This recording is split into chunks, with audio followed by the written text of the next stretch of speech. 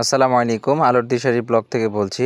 আপনার সন্তান যদি ঠান্ডা এবং কাশি সর্দি কোনোভাবেই না কমে, তাহলে আয়ুর্বেদিক যে ওষুধটা আমার সামনে দেখতে পাচ্ছেন, অ্যালকোহল মুক্ত এই ওষুধটা খুবই ভালো কাজ করে।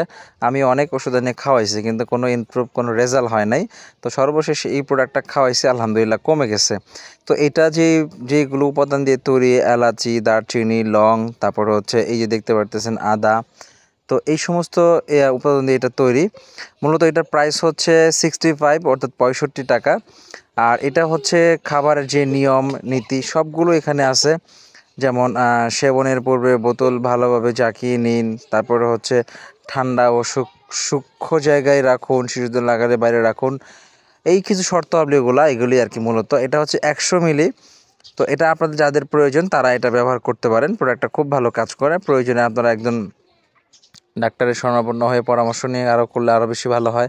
তো আমার এক্সপিরিয়েন্স থেকে আমি বলছি আর কি, এটা খুব ভালো কাজ হয়েছে আলহামদুলিল্লাহ। ভিডিওটা ভালো লাগলে শেয়ার করে দিবেন। আসসালামু আলাইকুম।